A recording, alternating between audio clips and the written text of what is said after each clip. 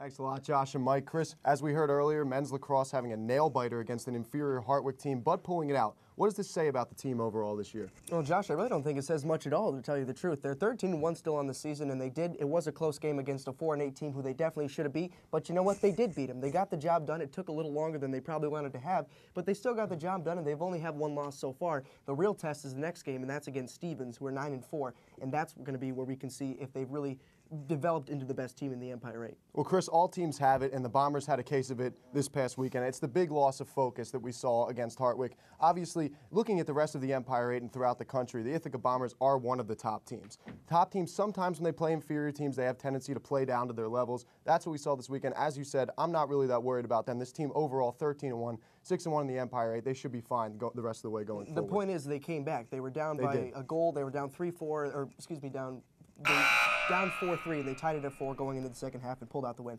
Okay, next topic, Cornell lacrosse team now. Another big win for Cornell lacrosse, who upsetted the #1 seed Princeton. Josh, did they deserve the #1 seed in the NCAA? Absolutely. They've beaten 4 ranked teams currently. Obviously, Princeton was #1 when they beat them. They also have beaten Duke, Army, and Hobart, have lost to 2 top 5 teams, Chris, in Virginia and Syracuse. So the argument can be made against that, but for me, this team is too talented, too experienced, and quite frankly, they're on a mission right now, and they want to win a national championship. And I say, why not give them the #1 seed? They've definitely earned it thus far.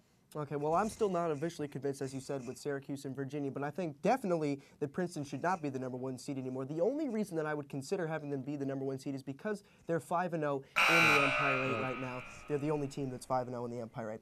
Okay, moving on now, back to still over Cornell sports. Cornell softball team is coming up on postseason. Josh, what can we expect from them? They're going to be very strong coming into the postseason, Chris. They're 34-10 right now, 13-3 in the Ivy League. Their offense is just outstanding. 7 batters batting over 300, obviously led by Ashley Garver, who's batting really an unhuman .414. Their pitching's great. Dalrymple, 15-3. She's had 13 complete games. I think they're looking really positive at the playoffs. And Dalrymple had 15 strikeouts this past weekend. That's the most in a single game for any Cornell softball player. I agree. And it's not just the offense, though, Josh. The defense, like you said, has been phenomenal, too. 2 of their starting pitchers are under 2.0 ERA. I think they're going to be a force to reckon with come playoff season. Okay, final topic. The Bombers baseball team will go on a 6-game road trip coming up. Josh, what can we expect from them? Well, the teams they're going to play, this Bombers team, they're going to be 97-73, the combined records of the 6 teams they're playing. However, you've done your math homework. I've done my math homework, and I also know that the 2 top teams they're going to play are Rochester and Oneonta, who are 24-10 and 21-9 respectively. Now, these 2 teams could give the Bombers troubles.